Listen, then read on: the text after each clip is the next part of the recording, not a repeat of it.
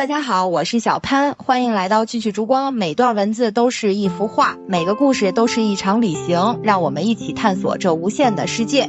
我们的故事从一次普通的乳腺检查开始，但你绝对想不到接下来会发生什么。一个女孩走进医院，没想到遇到了一位男医生，她只好假装打电话，一边解开了自己的内衣。正所谓只要我镇定，尴尬的就是别人。然后她把脱下的内衣递给医生，医生看了后说解开就行了，不用脱。听到这话，女孩赶紧把内衣收了回来，但她无意间瞥见医生的名牌，发现他竟然是自己的高中同学兼初恋男友，这一幕让她觉得尴尬至极。张喜乐看着眼前的男人，羞涩地把衣服套在头上。丁冉诧异地问：最近有吃什么刺激性食物吗？这边疼吗？不疼，想死。检查结束后，江喜乐尴尬得连结果都没等，抓起病历就冲出了诊室，走出医院。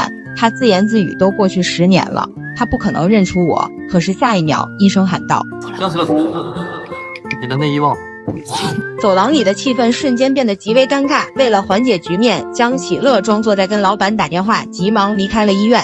回到家楼下，他发现门锁打不开，他打电话给妈妈，得知妈妈3个月前遇到了他18岁时的初恋，现在打算和他结婚，并且已经搬到隔壁。没过多久，江喜乐来到未来继父家做客。交谈中得知丁叔叔有个儿子叫小冉，而且也是医生，这让他有种不祥的预感。丁叔叔的儿子也姓丁，但他是叫丁小冉还是丁冉？听到这话，江喜乐心碎了一地，他转头掩饰自己的尴尬，看到桌上的合照，证实了这一切。丁叔叔告诉他初恋马上回来，江喜乐瞬间觉得饭菜索然无味，赶忙假装肚子不舒服想回家，可是还没走到门口就遇到了下班回家的丁冉。江喜乐吓得脚步不稳，他差点跌倒时，丁冉迅速伸手拉住他，两人因此来了个亲密接触，强烈的碰撞让他们一起倒在地上。即将倒地时，丁冉伸手护住了江喜乐的头。父母听到声音急忙跑来，看到他们狼狈地躺在地上。虽然这样，但事实无法改变，既然父母要认真在一起，江喜乐和丁冉自然成了姐弟。丁冉显得不高兴，因为不愿意有这么个莽撞的姐姐，而江喜乐也觉得委屈，只是为了避免见面尴尬才这样做。原来当年他们还在读高中时，江喜乐就喜欢上了帅气的丁冉，眼里满是他。高中毕业时，江喜乐鼓起勇气向丁冉表白，却被拒绝了。父母看到两人争吵不休，赶忙劝道：没什么误会，我也很讨厌他，但是你放心，不会影响到你跟丁叔叔，你们该结婚结婚，该生孩子生孩子。说完，江喜乐生气地转身离开。他不知道，其实丁冉一直喜欢他。在医院听到江喜乐的名字时，他激动得手中的杯子都掉了。江喜乐从他身边走过，他紧张得手都在抖。回家后，江喜乐从抽屉里拿出毕业照，思绪万千。而另一边的丁冉也在看着当年的照片。拍毕业照时，丁冉故意把旁边的女生推开，只为和江喜乐站一起。10年过去了，物是人非，想到这些，江喜乐突然伤感起来。没人知道当初丁冉也很喜欢江喜乐，为什么会拒绝他的表白呢？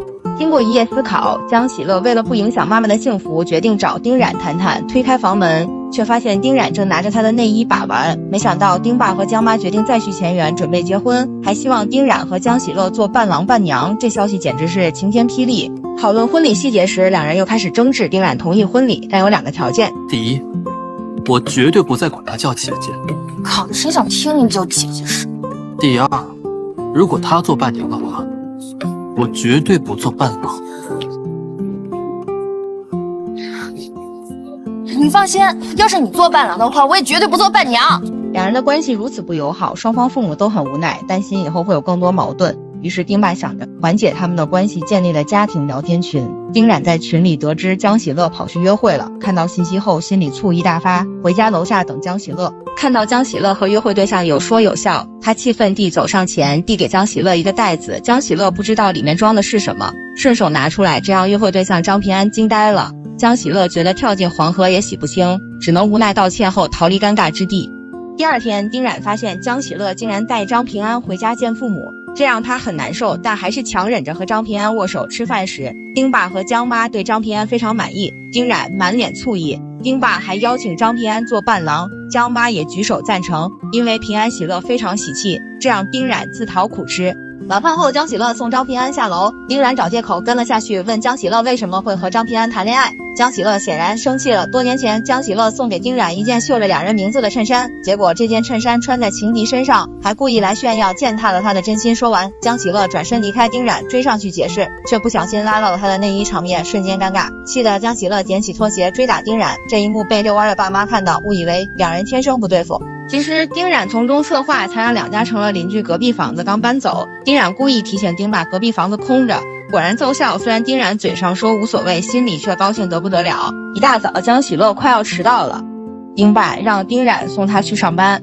丁冉抱怨，他上学就经常迟到，上班迟到很正常。江喜乐听了很不高兴，立刻上演了一出好戏。在丁爸的逼迫下，丁冉不情愿地送他去上班。到了医院，丁冉收到了江喜乐的检查报告，显示他左胸有个乳腺纤维瘤。他给江喜乐打电话，得知结果后，江喜乐非常害怕，急忙问丁冉是否需要切除胸部。丁冉看到他的紧张样子，赶紧安慰他。江喜乐不想让妈妈知道他的病情，一大早拖着行李准备去医院，结果被妈妈撞见，他不知道怎么解释，幸好丁冉及时出现，成功骗过了江妈妈。晚上，丁冉在病房里找不到江喜乐，着急地在医院寻找，最后在阳台上看到了发呆的江喜乐，他一眼看出他的不安，拿出一支笔，在他手上写下手术顺利，并向他保证会陪在他身边。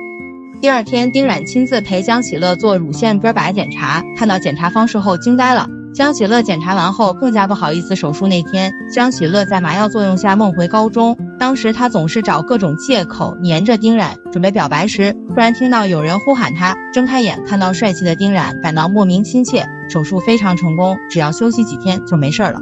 晚上，江喜乐难以入眠，想到白天丁冉对他的关心，不知道这是不是喜欢他的表现，心烦意乱时，江妈妈突然打来视频电话，他不知道怎么掩盖。丁冉得知后，拉起他的手朝天台跑去。江喜乐不知道怎么解释，丁冉假装在外面吃烧烤，一顿神奇操作后，成功骗过了江妈妈。挂电话后，两人忍不住相视而笑。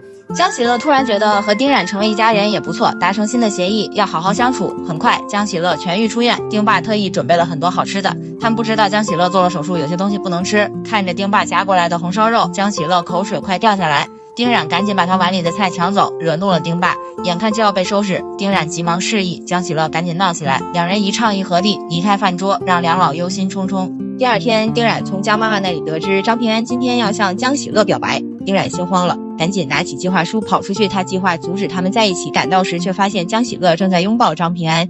眨眼，夏天秋天过去好几年，谁都回不去的从前，是错过每个瞬间，你的眼泪和我的敷衍。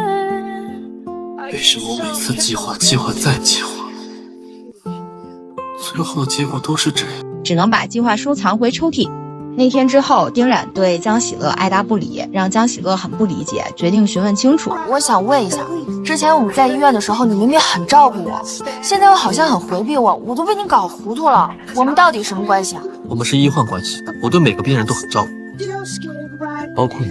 江喜乐听后很伤心，觉得自己一厢情愿，转身离开房间。丁冉疑惑不解，当初他拒绝江喜乐的表白，是因为无意中听到了他的话，以为他表白是为了和同学打赌。丁冉只听到后半段话，误以为江喜乐是为了赌注才表白，所以当着所有人面拒绝了他。丁冉才知道自己误会了江喜乐。陆溜溜告诉丁冉，江喜乐最难过的不是表白被拒，而是他亲手绣的衬衫被情敌拿去炫耀。丁冉解释，当年拒绝江喜乐后，在泳池边遇到落水的许珊珊，是他抢走了衬衫，跑去江喜乐面前炫耀，难怪江喜乐对他心灰意冷。得知真相后，丁冉明白是自己导致了和江喜乐的10年分离。为了弥补错过他百般殷勤，发誓让江喜乐看到自己的好意。隔天，江喜乐和陆溜溜盛装参加同学聚会，听到男同学羞辱丁冉，气愤出手教训，直接让男同学变成光头。等丁冉赶到时，江喜乐已经放倒了那帮男同学。丁冉看到江喜乐为自己打抱不平，心里一阵激动。丁冉见他喝多了，打算送他回家。回去路上，两人经过河边，江喜乐围着满天萤火虫转圈，丁冉露出满脸溺爱。回想起学生时期的他们相同的地点，夜色，10年后你我还在，两人互相依偎在车边，像初恋一样。你眼睛里边有星星啊！你高中的时候也跟我说过同样的话。那不一样。有什么不一样啊？我好像还是会什么？会喜欢上人。江喜乐趁醉亲吻丁冉回家后，丁冉细心照顾他。等他睡着后，发现书架上的2本书让他回忆起过去。他喜欢这本书，仅仅是因为书上2本书连起来是他的名字。隔天吃完早餐后，丁冉带江喜乐来到他们曾经的校园。江喜乐并不知道，每次所谓的偶然相遇都是丁冉故意提前等他，而自行车掉链子只是个借口。他这样做只是为了让2人有更多相处的时间。在这个熟悉的地方，丁冉因为误会失去了江喜乐。他今天想在这里重新拾起那错过的10年爱情。就在他准备表白时，江喜乐突然看到了远处的四舅妈，紧张起来。江喜乐想赶紧逃离，不料脚下踩空，丁冉反应迅速拉住他，2人因此来了个亲密接触。丁冉看着自己喜欢了10年的江喜乐，再也忍不住朝他吻了上去。江喜乐震惊时，四舅妈尾随而来，吓得他把丁冉推下了泳池。回到家，江喜乐拼命让自己冷静，告诫自己不能再掉进丁冉的泥潭。可丁冉再次来找他，这让江喜乐慌张。丁冉一步步逼近江喜乐，紧张摔坐在床上。丁冉凑近他，空气中充满爱的味道，2人四目相对，互相看着对方，然后并亲了下去。突然，江喜乐睁开眼睛，原来刚刚是一场梦，他自己也不明白为什么会做这个梦。自此，江喜乐刻意躲着丁冉。丁冉决定不再犹豫，鼓起勇气表白。江喜乐以为他又在捉弄自己，赶忙跑上楼。丁冉不轻易放弃，追上楼。2人来到楼下，江喜乐问丁冉为什么选择做乳腺科医生。丁冉说自己从小喜欢计划一切，但偏偏对江喜乐的表白总是出意外，所以后来在分配科室时，他直接填了服从安排，被分配到乳腺科。丁冉鼓起勇气准备再次表白，陆溜溜回来打断了。虽然江喜乐明白了丁冉的心意，但他不敢轻易答应，因为当初丁冉为了自己的一句话和他争吵了10年，他觉得丁冉并没有那么喜欢自己。为了让彼此考虑清楚要不要在一起，江喜乐偷偷带着陆溜溜回了城。丁冉去参加交流会，回来发现家里空无一人，只留下江喜乐的一张字条。没过多久，丁冉也从乡下回到家。刚见面时，丁冉迫不及待询问江喜乐的考虑，结果江喜乐听后十分无奈，表示想静静。丁冉无法接受，决定采取强硬手段。他把江喜乐按在桌子上，抱在怀里，不管江喜乐怎么挣扎都不起作用。他趁机再次表白，让江喜乐迷糊了。丁冉不轻易放弃，对江喜乐展开猛烈追求。晚上送夜宵，早上准备早餐。江喜乐觉得烦恼，决定捉弄丁冉。第2天，丁爸决定和江妈出门旅游，担心丁冉欺负江喜乐，给了他一盒恶搞口香糖，说丁冉怕蟑螂。江喜乐来到丁冉房间，想用口香糖测试，却发现丁冉的计划书里面记录了2人的所有。江喜乐又哭又笑。他接到齐飞的电话，声称丁冉出了意外。江喜乐着急赶来，2个大男人开始演戏。江喜乐把丁冉带回家，丁冉继续假装头晕，趁机靠在他肩膀上，被江喜乐识破，干脆躺在他腿上耍赖。丁冉意识到自己的错误，从背后抱住他。丁冉表示当初不该为了自尊拒绝表白，不该磨磨唧唧写计划，浪费10年时间，希望江喜乐原谅，给他一次机会。江喜乐听后开心，2人重新走到一起，正想甜蜜。丁爸回家拿身份证冲进房间寻找，情急之下，丁冉示意江喜乐躲进卫生间，却不小心碰到开关房间，顿时春光乍泄。江喜乐和丁冉尴尬不已，丁冉否认，谎称电路问题。丁爸不信，坚持查看。江妈走过来催促赶时间，丁爸才罢休。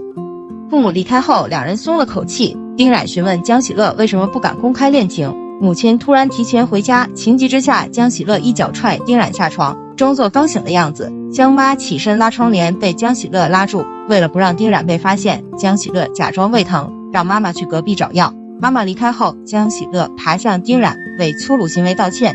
江喜乐借口胃疼，因为饿了，拉着妈妈出去吃饭，只留下丁冉一人在房间。江喜乐向丁冉道歉，保证父母结婚后会坦白一天。江妈跑来询问江喜乐是否怀孕，吓得江喜乐呛到江妈，发现她房间有育儿宝典，以为她怀孕。江妈并不责怪，反倒想认识未来女婿，让江喜乐满脸尴尬。江喜乐为了逃离尴尬，示意丁冉帮忙，2人假装大吵。江喜乐的操作让两老劝架书本掉落声，让江妈气馁，心想这对小冤家什么时候能和好？2人故意吵架，争着买酱油，制造相处时间，让丁爸头疼。家庭群里发红包，让他们一起去买酱油。回家门口，丁冉想继续腻歪，丁爸突然出现，江喜乐反手把丁冉按墙上，丁爸看傻了。江喜乐浇酱油后跑回家。第2天，江妈听到女儿打电话，怀疑她谈恋爱，拨通丁爸电话，开心告诉他，为了实锤真相，两人偷偷跟踪江喜乐，看到他和黑衣男子暧昧，准备亲吻时，江妈崴脚丁冉跑走。如此解释，江妈不信，我也不信。回家后，母女为此吵架。江妈认为女儿躲躲闪闪，做了不道德的事，即便妈妈误解江喜乐，坚持等父母结婚后再说。江妈帮丁冉收拾被套时，发现丁冉被套和家里枕头一样花色，有了猜测。果不其然，这晚撞见他想询问，被丁爸拦下。第二天早餐，江妈忍不住开口，事情败露，两人不再装，坦白互相暗恋10年。江喜乐表示隐瞒是为了不让妈妈牺牲自己，放弃丁爸。江妈开口，皆大欢喜，亲上加亲再加亲。6人同一天领证。婚后，江喜乐和丁冉乡下度蜜月，丁爸和江妈寻找年轻时浪漫，来一场旅行，有情人终成眷属。虽然迟到了多年，但一旦抓住，便不会再放开。感谢大家的观看，如果喜欢我的内容，记得点赞、订阅、分享，我们下期再见。